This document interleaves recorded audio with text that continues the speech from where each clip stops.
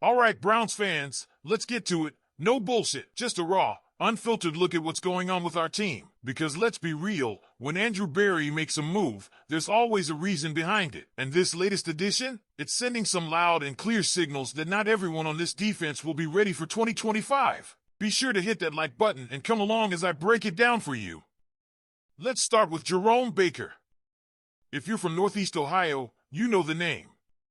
Former Ohio State Buckeye, Miami's third pick, and a guy who's been a starter in this league for years. The Browns just brought him in, and on the surface, he's a solid acquisition. But let's not kid ourselves, this isn't just about adding depth. This move screams concern for Jeremiah Owusu-Koramoah. If you've been following JK's situation, you know he suffered that neck injury trying to tackle Derrick Henry midway through last season. And when Andrew Berry spoke at the Combine, his update on JK's recovery was anything but comforting. His exact words? He's progressing slowly. Slowly. Let that sink in. This is late March, talking about an October injury, and the Browns GM is still using the word slowly.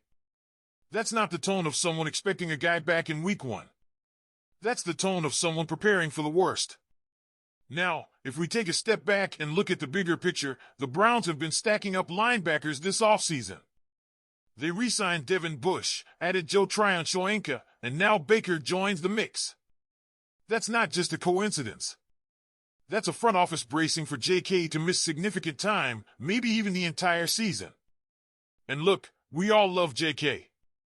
When he's on the field, he's one of the best playmakers this defense has. But the biggest problem? He just hasn't been able to stay healthy. This isn't a one-time issue.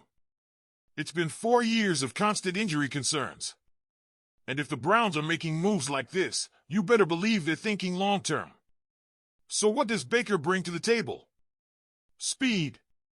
Something this linebacker group desperately needs. Devin Bush is an incredible athlete, but Jordan Hicks? Not exactly known for his quickness.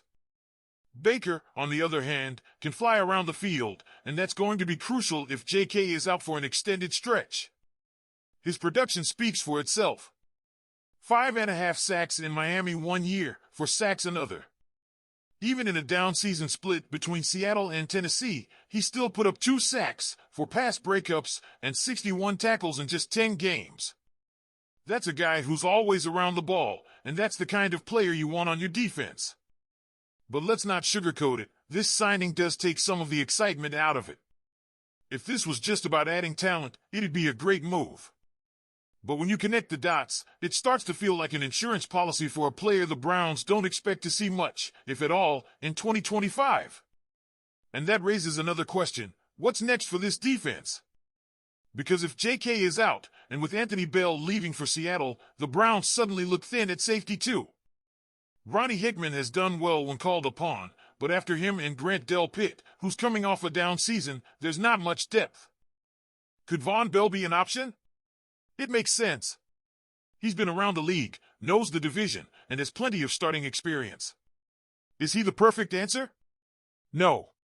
But Jim Schwartz loves using 3 safeties, and right now, the Browns don't have enough bodies to make that work. So don't be surprised if we see another signing in the near future. Now, let's talk about this defense as a whole. In 2023? Elite. Best in the NFL.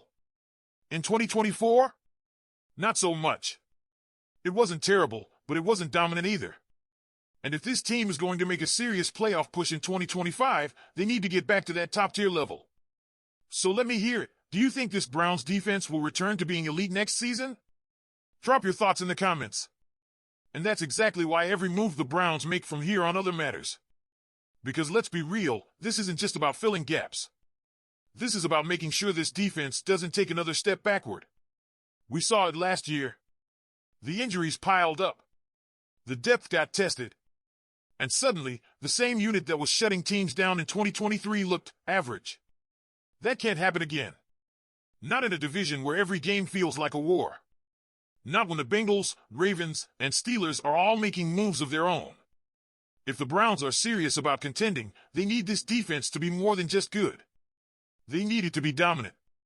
And that's what makes the Jerome Baker signing so important. Because whether the team admits it or not, they're preparing for the worst with JK. And that's tough to swallow. JK was supposed to be the future of this defense, a game changer. But now, it feels like the Browns are moving forward without him in their plans. Of course, they won't say that publicly. They'll say they're being cautious, that they're giving him time. But if we're being honest, the writing is on the wall. If you truly believe the guy was going to be back at full strength, would you bring in this much insurance? Probably not. And that brings us to another big question. What does this mean for the long-term vision of the defense? Because if JK is a part of it, what's the next move?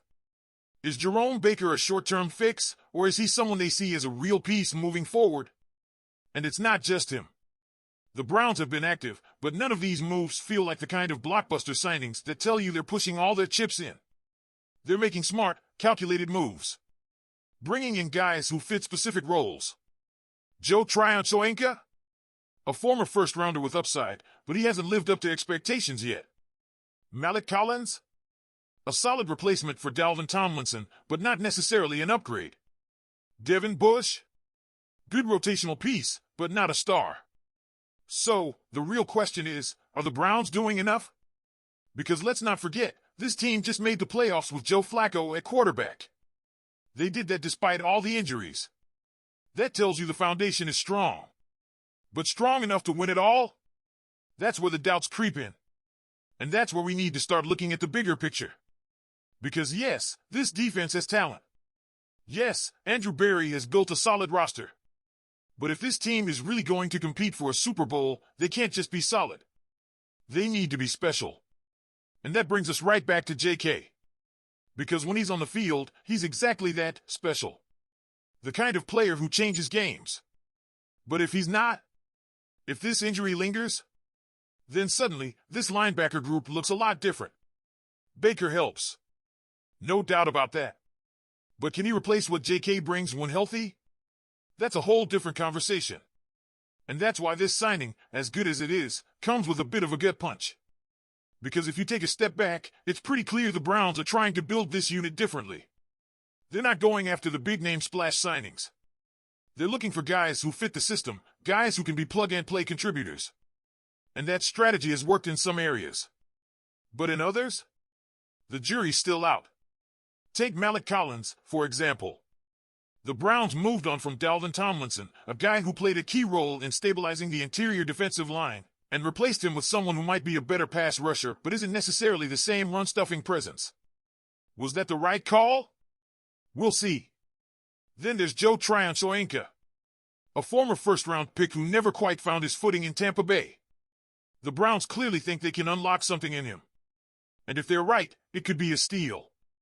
But if they're wrong, it's just another gamble that didn't pay off. And that's why this offseason feels so pivotal. Because while the Browns have done a great job of adding depth, they still need difference makers. They need players who can take over games, especially on defense. Because when this team was at its best in 2023, it was because the defense was flat-out dominant. Do you think the Browns have done enough so far?